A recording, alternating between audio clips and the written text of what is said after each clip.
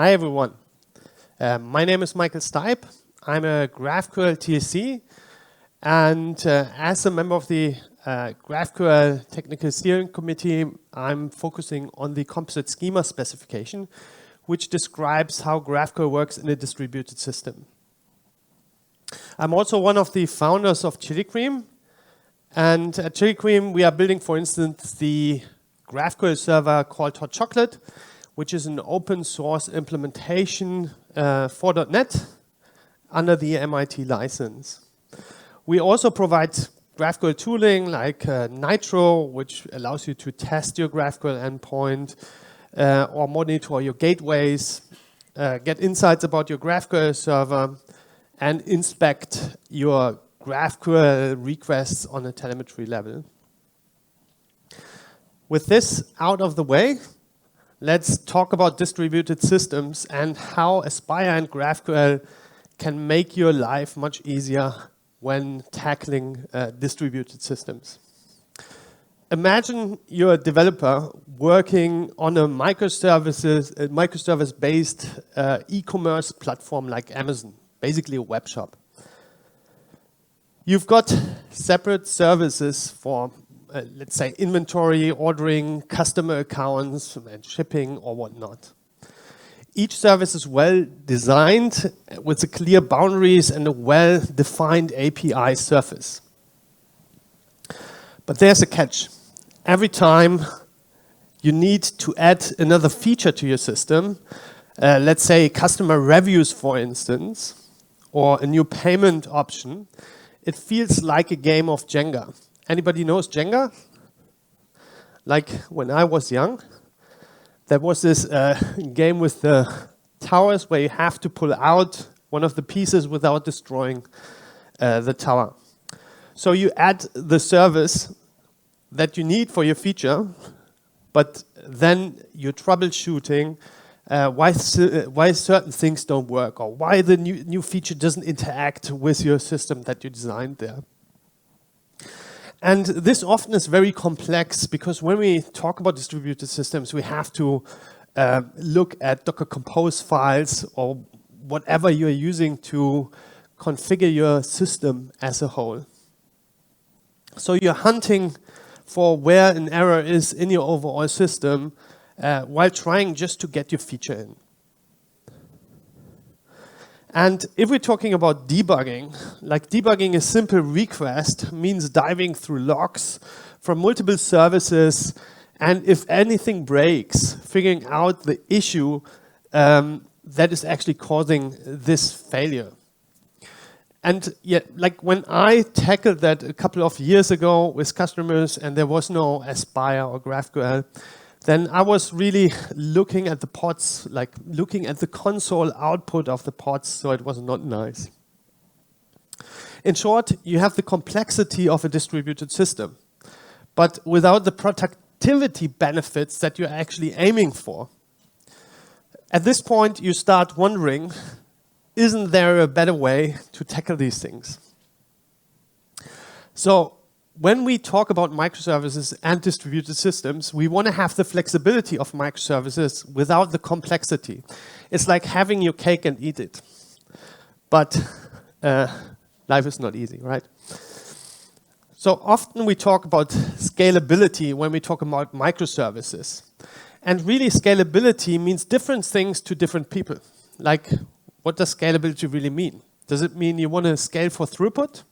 Is that your aim? Or do you want to scale for a globally distributed application, where it's more important that you have in different regions maybe a different instance of your service? But often you have distributed systems not because just for throughput scaling, but rather for people scaling. You know, so that different teams can work on different parts of your system in isolation. The question here is, can we do that with the simplicity of a monolith? That's where Aspire and GraphQL really come in. Aspire helps you to configure a distributed system in a way that's almost as setting up a monolithic app. with strong defaults and automation for typical headaches in distributed setups. Then by adding GraphQL into the mix, you provide a single unified API that pulls and orchestrates data from multiple downstream services in one go, reducing the chaos of managing separate APIs and clearly describing data requirements already on the schema level. What that all means, we're going to discover. So let's start by talking about Aspire. Who has already used Aspire in their project? 1, 2, 3. So not a lot, but who has heard about Aspire? Okay, at least a couple more. So I'm going to explain what Aspire is, and we really dive into the code, how to configure it, and how to set it up, and what it really gives you. So the problematic thing with Aspire. Aspire is not one thing, but rather many things. And this makes it hard to grasp initially. One important aspect of Aspire is that it provides strong service defaults, meaning it's already configured with best practices for distributed systems. Think of things like monitoring, retry policies. I know probably a lot of you already know Poly, but what are good configurations for Poly? So Microsoft introduced with Aspire service defaults that they inferred from their production teams. So let's actually dive into a bit of Aspire and have a look at how we can Aspirify a simple service here. So we had the meme of an e-shop, like a web shop. So this is the catalog part, the inventory of my microservice system that we're going to build. And let's not focus on the service here as a thing, but rather bringing Aspire into this thing. So first, if I want to start with Aspire, Aspire is a workload in my .NET SDK. So you got to install it. And that's pretty easy. So if you have your .NET SDK installed, at least .NET 8 or .NET 9, we're going to use .NET 9 today. So I can check out if the workload is installed by just doing .NET workload list. Can everybody see that, or should I make it larger? Okay, larger. It's always larger. Okay, this better? Okay. Okay, so my .NET SDK has here Aspire installed, so I'm good. If you haven't installed it, you can just do .NET workload install and then just Aspire. And it will take the right version for your SDK. Okay, so with this in, we can start adding Aspire. So as I said, Aspire is many things, and we're going to start with the service defaults. So the service defaults is just a new project in my system. So I'm going to go in my source file here, and then we're going to do .NET new. And if you don't know which part from Aspire you need, you can just do a .NET list and say Aspire.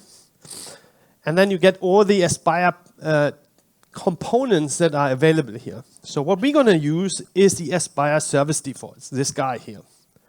So I'm taking that, then we're going to do .NET new Aspire service defaults, and then we're going to just give it a name, and that is Aspire.service defaults.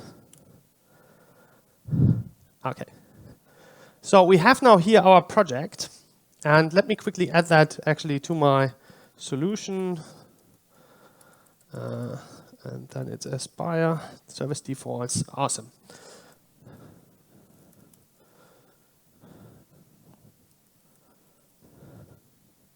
One second. Okay. Okay, just did a service reload, so my solution is reloaded. Okay, let's have a look at that. So the service defaults is actually just a piece of code. And the reason for this is that Microsoft basically pre-configured it with good defaults. But this doesn't mean that they are good defaults for you. So they provide it as code that you can work on, and as your application, your service grows, you might have different defaults. At the moment, we have here, for instance, the HTTP client configured with a standard resilience handler, which is an exponential growth, an exponential backoff algorithm, which will have longer and longer wait time if something goes wrong in HTTP requests. We also have things, and this is really one of the key pieces of Aspire as we go along here, is that you have open telemetry in here. Open telemetry really is one of the best things that Microsoft is pushing at the moment. It's an open standard for tracing, logging, and really getting insights into your system. And we're going to see how that makes our debug experience so much better. At the moment, we just have here the ASP.NET Core instrumentation and HTTP instrumentation. We're going to add more, like for MPG SQL instrumentation. Basically, every major library in .NET already has support for open telemetry at this point. Okay, then there are a couple of other things like health checks. Like this is also a default that every service that you have basically has a health endpoint. Is it working? And in a live endpoint, is it even there? Because these are two different things, right? Is the service running but not healthy, or is your service healthy? So you can check these two things. Okay, with this in, we can actually go and upgrade our application here a bit, and just add this as a reference to our catalog API. So I'm going to do .NET add reference. Yeah, that should be good. And then we can just go in here, into our program CS, and add that. So adding Aspire is basically two things in the first, or adding these service defaults is basically two things. We're going to do a builder, then we say add service defaults, and then already all these good service defaults are in there. It's really transparent. And then we're going to add our default endpoints, the health and the alive endpoint. Okay. And this is already it. Our service would have now much better defaults when it uses HTTP clients. There's also other things, like if we now want to use a database driver, we're going to see that in a minute, then we could already benefit of execution strategies and things like that. We're going to look at that later. Okay, let me go back to my slides. So service defaults are one of the things that are, or one of the components of Aspire that we have here. Apart from strong service defaults, it also comes with a streamlined configuration system for your services. Instead of configuring with YAML files and Docker Compose files, we can use C# to describe the relationship between our components and also between the resources of our components, the databases or the caches that you have. Lastly, Aspire deals with deployment. We don't gonna look at that. So basically, they have adapters for AWS and Azure, so you can deploy your distributed system very easily to their infrastructure, and they map that then on their infrastructure that they have. The good thing here is Aspire is not one thing, it's multiple things, so you can pick and choose from the things that you like. So let's actually have a look at the orchestrator. This is one of the major pieces. Okay, so I'm going back here. So the orchestrator comes with something that is called the Aspire host. So I'm going to actually quickly add here something. And that is not the service defaults as before, but the app host. So we're going to add here the Aspire app host, aspire.app host, and then it adds another project here. And this is this guy. And at the beginning, it's really empty. And then we can add things into that. And let me actually jump, because I don't want you to see me all the time typing. And then we can skip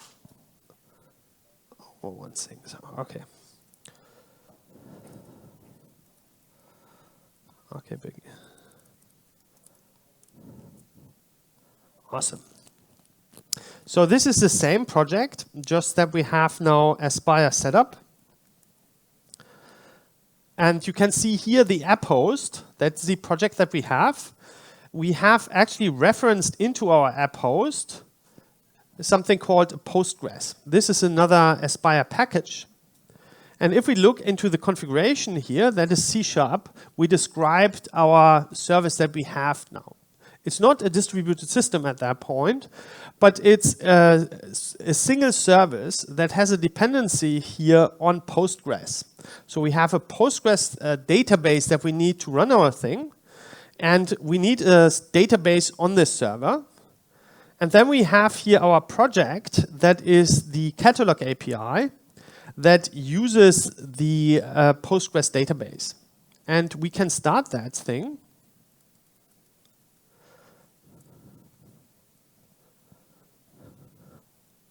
Give it a second.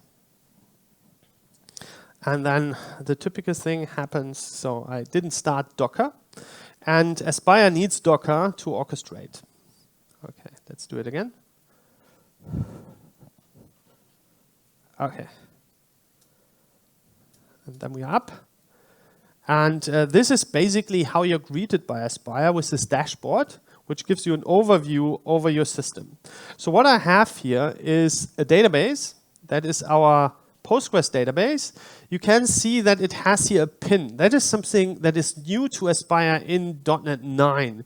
So we can configure, let me quickly go back here. We can configure that this container should have a persistent lifetime. So what this means is that in between restarts, so when I debug and restart, it doesn't kill this container every time, which could be costly if you have a larger system with Redis and stuff like that already set up, and every restart it would kill the container. So having a persistent lifetime configured here is a nicer debug experience. Okay, apart from that, I have also my GraphQL service here, and I can dive into that. And then I should get my GraphQL service, or not. Let's restart it. .4.4, that's okay. GraphQL. Yeah, there it is. So this is Nitro, our GraphQL IDE that is always packaged with hot chocolate. And we can simply create here a new document. And then we can already see this is my GraphQL schema. So what I can do here, I have queries and I have mutations. For instance, I can query here my inventory, query into the brands, and then from the brands I could get the products that I have here. Let's maybe do that. And then have a look what happens in our Aspire dashboard. So I can do a simple query here, getting the products. Whoa. Something is wrong there.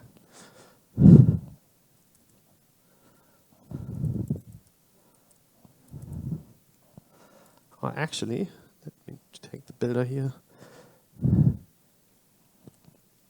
Okay, so I'm taking here from the products, and I see I have here actually an error, but don't worry.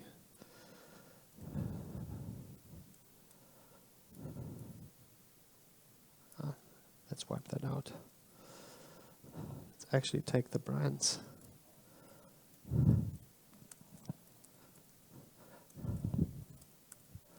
Take the name. We run that. And then you can see I have here my response. Okay, that's nothing really so important. But if I go now back to my Aspire dashboard, I have all these other things that we didn't look in here. I said open telemetry is one of the most important things with Aspire, right? And I have here actually structured logs. So I get all the logs, what is happening on my system. I can dive into that and, for instance, look here at the SQL that run. Okay. Still not very impressive, but when I look then at the next thing here, which is tracing, and tracing really gives me a structured overview of what is happening in my request. And if I look at the last request we did, I can actually see, let's rerun that quickly. So I get a new trace, because this is just from, let's refresh that. Yeah. Okay, this is now my request, and you can see I'm doing my GraphQL request here, and this GraphQL request is being passed, okay? And then I can see the brands field, this is this guy here, is being executed. And what it does is actually calling out to my database. If I drill deeper into my graph here, and for instance get the products, right, execute that again, and we're going to look at the next trace. Not this guy. It's not liking me today. Oh. Yeah, okay, I didn't look. It's really an error here that we got back. That's because I asked for too much data, so we're just going to get 2.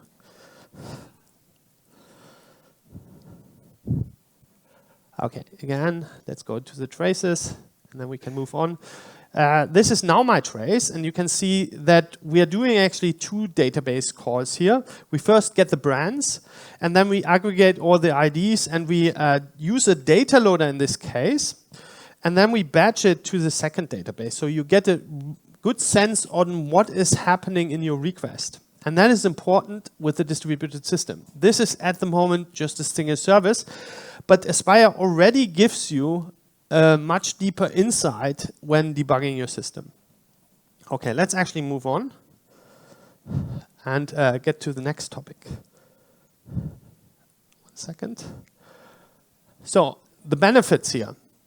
Aspire provides strong defaults, and we're going to see that as we put more into our graph here. It reduces time for you to configure things like exponential retry, or improves the inner loop that you have, meaning that when you want to debug something, you get immediately all this telemetry. If you remember the time before OpenTelemetry, or even before we had these visualization tools for OpenTelemetry, it was pretty difficult to get real-time development telemetry. But now with Aspire, you start it up, telemetry is immediately there. And apart from that, Aspire is modular, so you can pick and choose whatever you need. Okay, let's actually dive into GraphQL. So I'm a GraphQL TC, so I know a lot more about GraphQL. When you start thinking about GraphQL, then it's always important to reflect where GraphQL comes from. So GraphQL was created by Facebook because they had a problem basically when they started developing their first mobile application. So GraphQL comes from this mobile first age where application form factors exploded.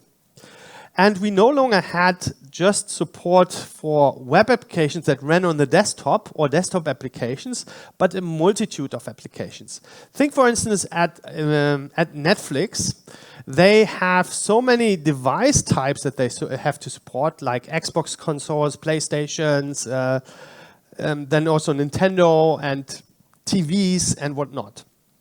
So the BFF pattern was no longer feasible for these companies, and the amount of work that they had to put in to refactor these BFFs as they migrated from version to version was hard to sustain.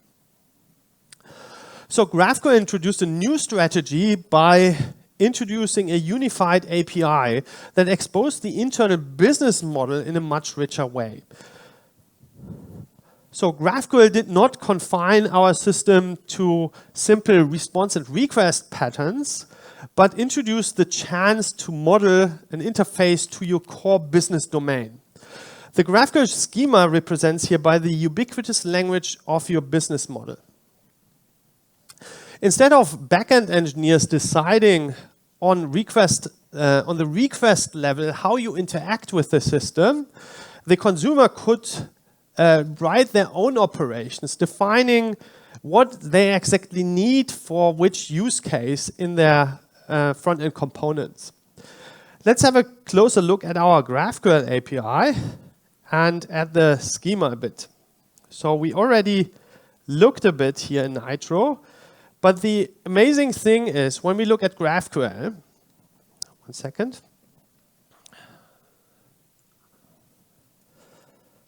is that we actually have three kinds of operations. So first is GraphQL was born for fast reads, right? So I have queries here, and I can really dive into my graph. So when I want to read data, I can look, okay, I can ask for products, and when I dive into the product, I could get the brand, and from the brand, I can again go to the product and so on. So this is my read model, and it's interconnected with other types. And I can choose whatever I need for my component to work. The other thing is that Facebook introduced here also other root operation types like mutations. So read and write are strictly distinguished. And if I go here into the mutations, for instance, you can see here create brand, for instance. Let's quickly choose a different one, remove product stock. Then I not only have here the thing I'm doing, but I immediately also read the impact of my change.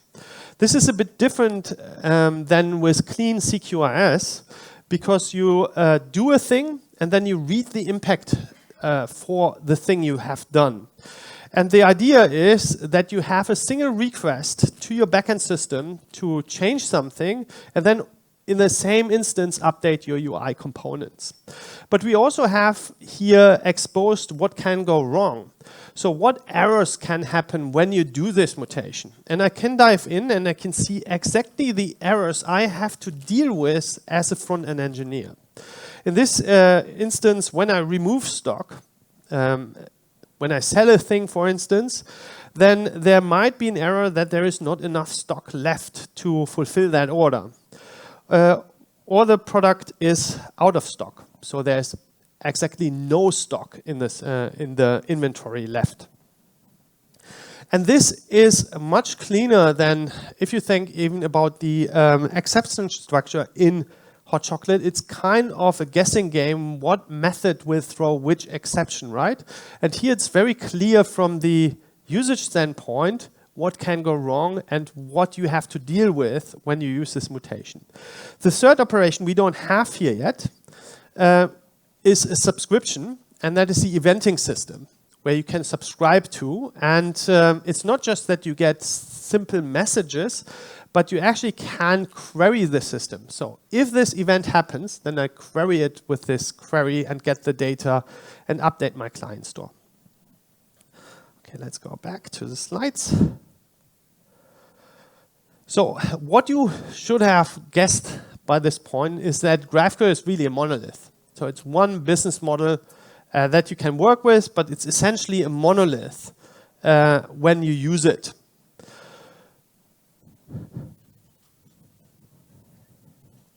For the consumer of an API, monoliths are simple, and they're quite awesome to use. But if we have to by hand write the orchestration of this monolith against our microservice architecture, this becomes really a strain, something that we don't want to do. It's the same problem that you would run into like with the BFF patterns that we had before GraphQL came into the world. This is where the GraphQL Composite Schema specification comes in, which describes how GraphQL works in a distributed architecture. Let's talk about... Okay, let's actually... One second. Go into the next demo. I'm killing that here. Okay. Okay, this demo 2. And this is now really going into a distributed system. Let me quickly pull that up. Awesome. So in the beginning, I talked about all these microservices that we have, like an account service that deals with the user account, Catalog service, we already saw that deals with inventory, reviews, user reviews that you write around the product, and shipping API and whatnot. So these are now our GraphQL APIs that cover certain domains, basically bounded contexts, if you will. Behind these services could be microservices, smaller services even than your GraphQL API that also interact with each other. So let's have a quick look at how our Aspire app host now looks like.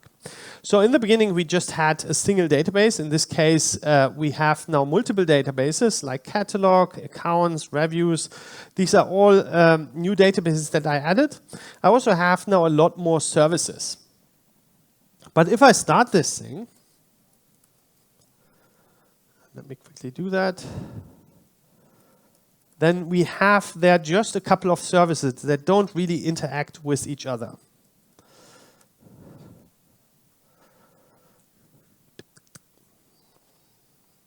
Awesome. It will take a second. Yeah, and there you can also see like Aspire also sometimes they have these service dependencies and then they just retry the services until everything gets green. Okay, so now my system is up, it's running, and I can go to the various APIs here, for instance, accounts. No, not accounts, GraphQL. Yeah, so it's loading. Allow, and I can dive into this graph, for instance. And you can see this graph here has a couple of resolvers or fields that I can dive into. For instance, this deals with user accounts. And I basically have just user information here. I could go to the next subgraph, 22, I don't know what it is, but we're going to see. So it starts up, create a document, and then I can dive into here. This deals with reviews. So this is our review service and so on. So these are not connected APIs. So you have still this distributed system with lots of services. So how can we get them together? And that is, as I said, where the composite schema specification comes in.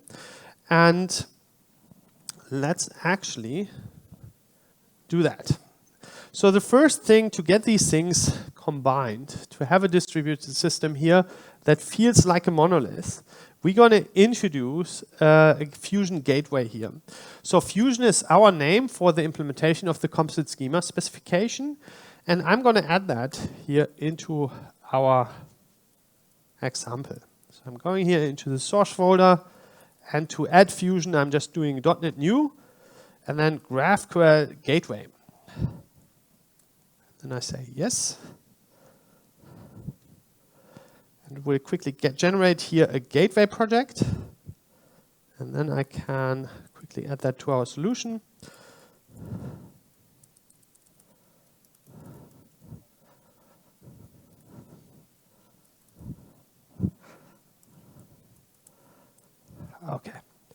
Okay, so this thing is now in.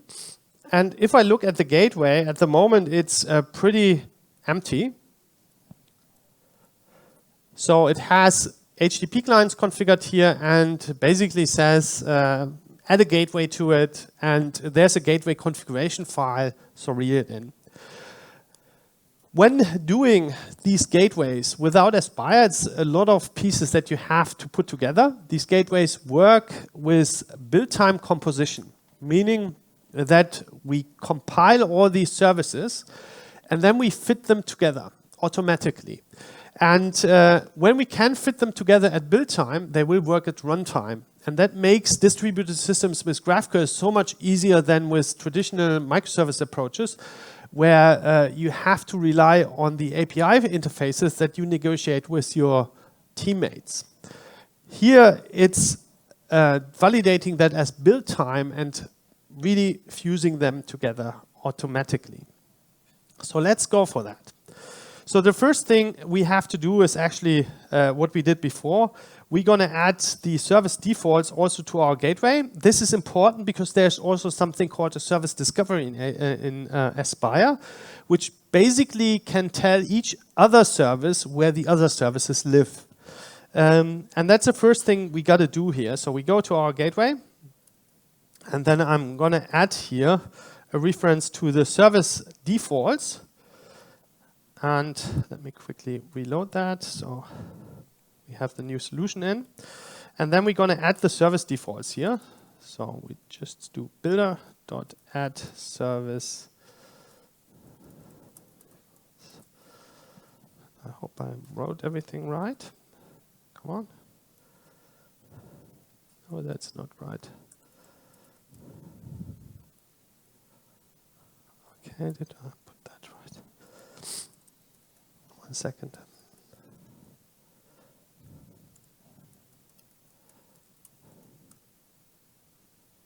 Okay.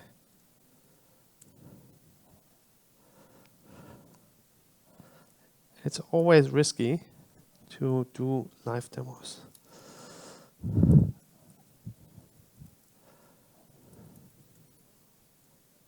This should work. Is it in? Ah, yeah, okay. So by default, we provide the gateway in .NET 8, but we are using .NET 9 here.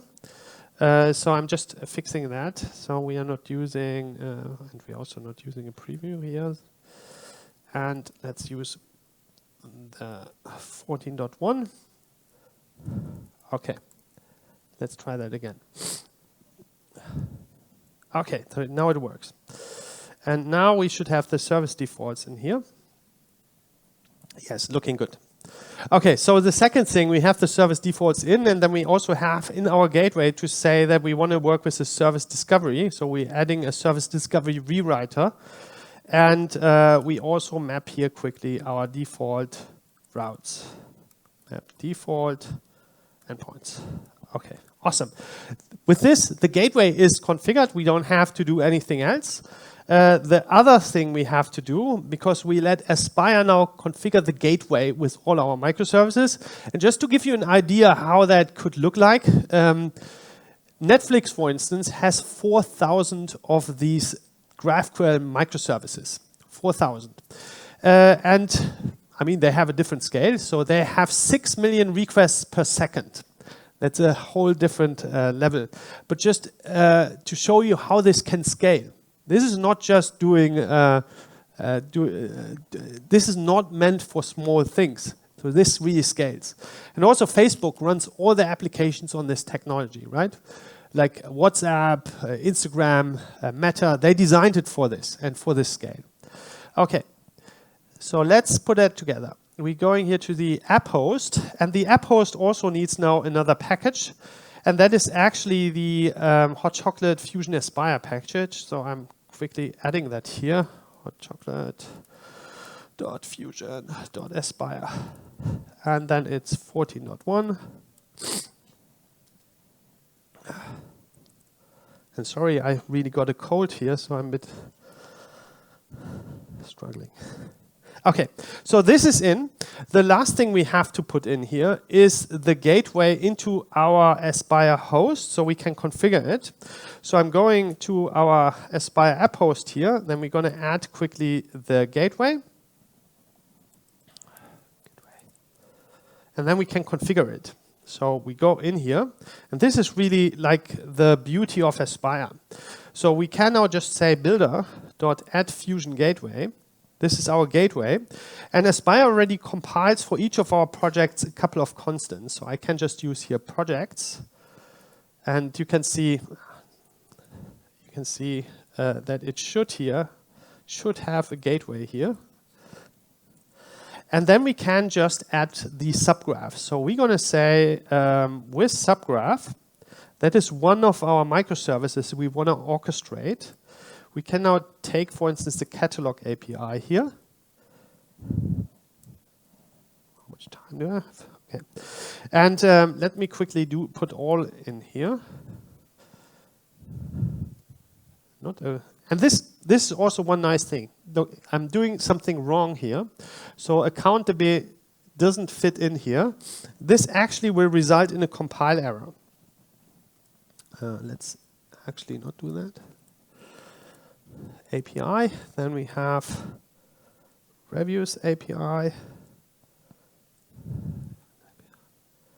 and shipping API. Okay, this should all work. Okay, it's still complaining. I have to always put here string key in. We call that gateway, and then we are done. So this will work. We also have down here in our build run chain, we have to introduce compose. I said the schemas are composed at build time. I'm going to show you what this means in a second. So for now, I'm just doing a dot compose in here, and then we can build that.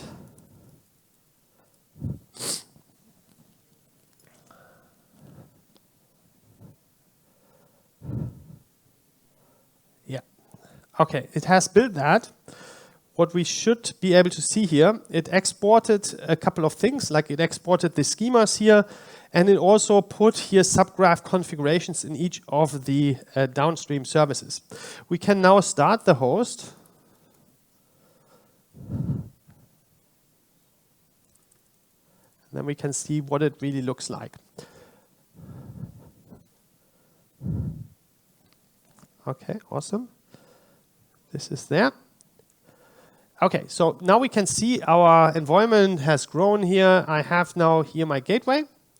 Can dive into that. And what is striking now? So you remember we had this simple service at the beginning. And I'm going here in the column view. And when I go here from product now, then I can dive into my product. And then you can see that we have a lot of other things here, like delivery estimate. This is coming from a different subgraph, and it's merged into the same type. And I also have reviews here. This reviews comes from a different service that is also webbed in. And let me just fix one thing in our code, because then we can, by default, we have strict defaults for production. But since we are debugging, I want to be able to look at the query plans. So I can go here in the Fusion options quickly and say, allow query planning. So allow me to see the query plans when I execute that thing. And then we're going to quickly rerun this thing. Come on. Yeah. Sometimes.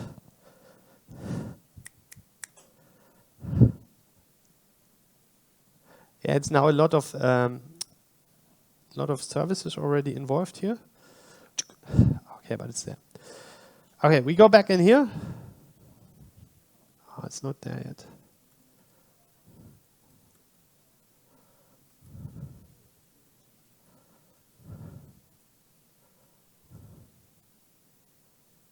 No.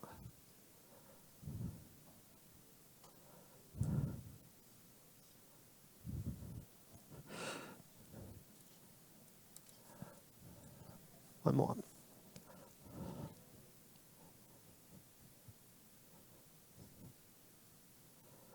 No. Yeah, so the problem, okay, let's quickly see if I can fix that. It was the best part of all of this, right?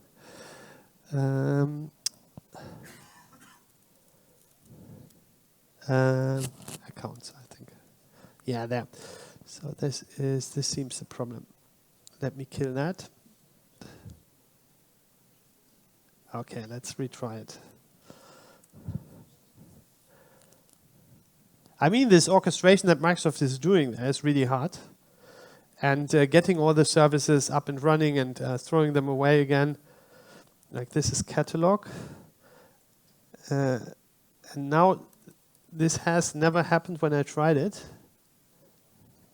That it gets stuck. Okay, let's try if that works.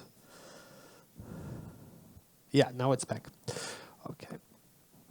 Okay, so now we can query actually into the system. Products and nodes. I hope it works out. We're going here into the name. name.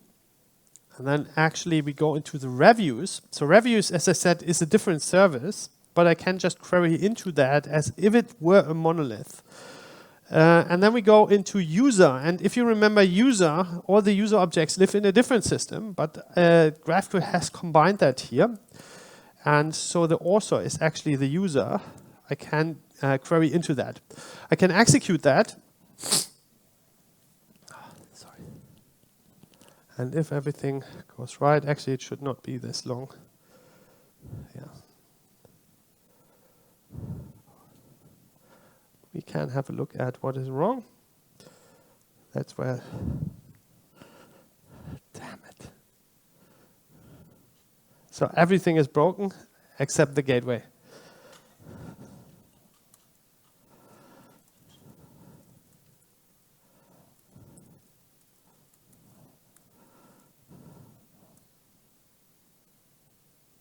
One more try.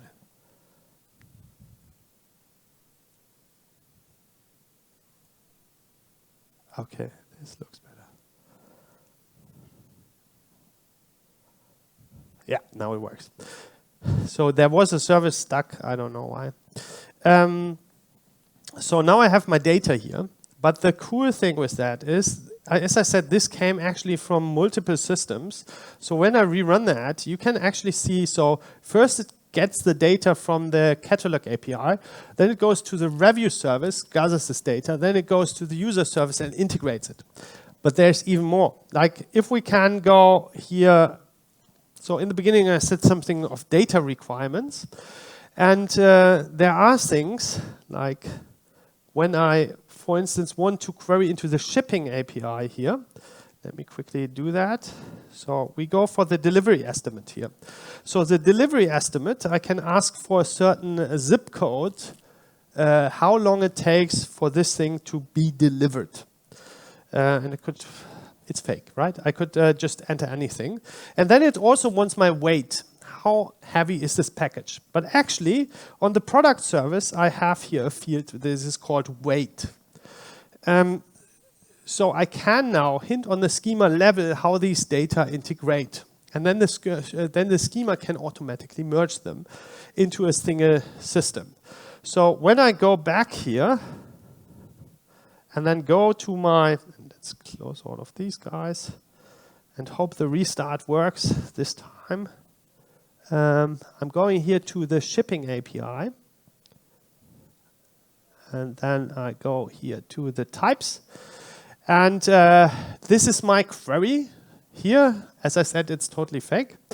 And I can say, actually, I provide you now a couple of metadata so you can better merge. So for instance, this here is a lookup.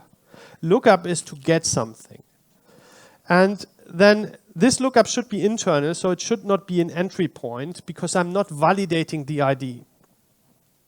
And then I can go here into the product, and you can see this is the algorithm for estimating the delivery here. And I can actually say this weight is a requirement where I can now say I'm requiring here data from somewhere in the graph, which is a weight. And then I can run that over time, but sorry. If it now composes this together, I have done something wrong here.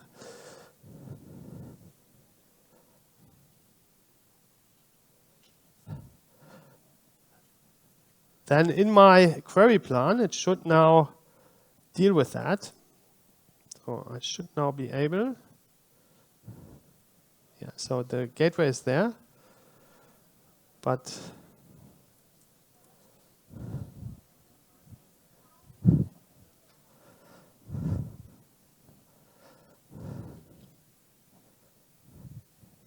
yeah, sorry for that. I upgraded it yesterday night to .NET 9 from .NET 8. I shouldn't have done that. Somehow it made it. Anyway. Actually, I had a couple of other things about transport, but we are skipping over that. and come to the conclusion because my time is up. Thank you. I wanted to show you how much easier it is to work with distributed systems with Aspire, but it came into struggling. Usually it works actually very well, but the moment you present it, then something goes wrong in there. But it's also a hard thing, right? Microsoft orchestrate there at development time for you, containers, resources. You can even reference Azure resources, and it really sets them up and also rips them apart. But in this instance here for me, it somehow is getting stuck into getting some of the services closed down again. That's actually what's happening here. That's why it's complaining about it. Ah, there it is. Okay, at least you see the query plan. It's beautiful. Or not. Okay. With this, I'm done.